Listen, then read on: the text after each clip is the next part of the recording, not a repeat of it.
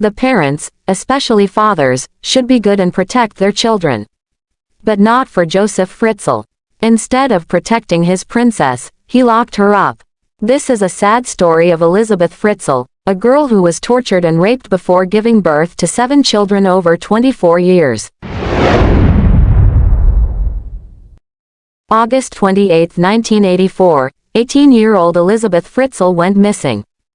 Her mother Rosemary hastily filed a missing persons report, frantic over the whereabouts of her daughter. For weeks there was no word from Elisabeth, and her parents were left to assume the worst. Then out of nowhere, a letter arrived from Elisabeth, claiming she had grown tired of her family life and run away.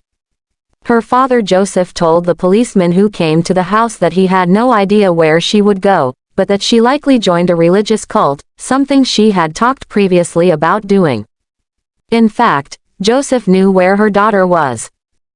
Elisabeth was apparently in the basement, 20 feet under in the house where they lived. On August 28, 1984, Joseph called his daughter to the basement of their home. He installed the door to the newly renovated basement and needed some help. Elisabeth helped her father install the door.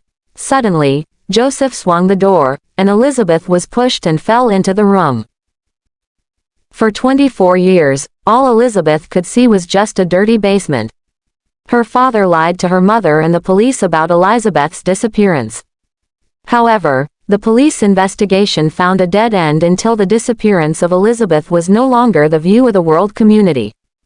As far as the rest of the Fritzl family was concerned, Joseph would head down to the basement every morning at 9 a.m. to draw plans for the machines that he sold.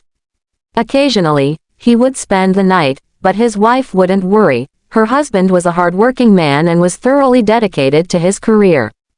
As far as Elisabeth Fritzl was concerned, Joseph was a monster.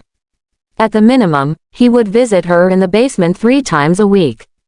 Usually, it was every day. For the first 2 years, he left her alone, keeping her captive. Then, he began to rape her, continuing the nightly visits he had begun when she was just 11 years old. 2 years into her captivity, Elisabeth became pregnant, though she miscarried 10 weeks into the pregnancy. 2 years later, however, she fell pregnant again, this time carrying to term. In August of 1988, a baby girl named Kirsten was born. 2 years later, another baby was born, a boy named Stefan.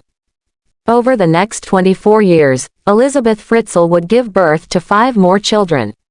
1 more was allowed to remain in the basement with her, 1 died shortly after birth, and the other 3 were taken upstairs to live with Rosemary and Joseph.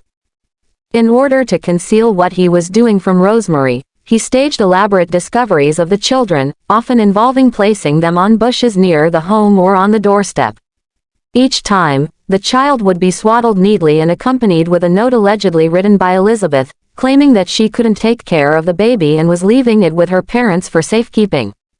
Shockingly, social services never questioned the appearance of the children and allowed the Fritzls to keep them as their own children. Officials were, after all, under the impression that Rosemary and Joseph were the baby's grandparents. It is not known how long Josef Fritzl intended to keep his daughter captive in his basement. He had gotten away with it for 24 years, and for all the police knew he was going to continue for another 24.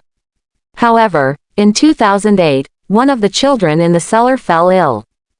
Elisabeth begged her father to allow her 19-year-old daughter Kirsten to get medical attention. She'd fallen rapidly and critically ill and Elisabeth was beside herself. Grudgingly, Joseph agreed to take her to a hospital. He removed Kirsten from the cellar and called an ambulance, claiming that he had a note from Kirsten's mother explaining her condition. For a week, police questioned Kirsten and asked the public for any information on her family. The police eventually grew suspicious of Joseph and reopened the investigation into Elisabeth Fritzl's disappearance. The police arrested Josef Fritzl that night. After the arrest, Elisabeth's children in the basement were released. Rosemary allegedly knew nothing of what happened right under her feet. The tenants who lived in the apartment on the first floor also never knew what was happening directly below them, as Joseph had explained all the sounds were coming from the noisy plumbing and heating. Josef Fritzl trialed in the Austrian city court of St. Pölten and found him guilty over mass rape, incest, detention of persons, coercion, and murder. Today, Elisabeth Fritzl lives under a new identity in a secret Austrian village known only as Village X. The home is under constant CCTV surveillance and police patrol every corner. The family doesn't allow interviews anywhere within their walls and decline to give any themselves. Though she is now in her mid-50s, the last photo taken of her was when she was just 16 years of age. The efforts to conceal her new identity were made to keep her past hidden from the media and let her live her new life. Many believe, however, that they've done a better job of ensuring her immortality as the girl held captive for 24 years.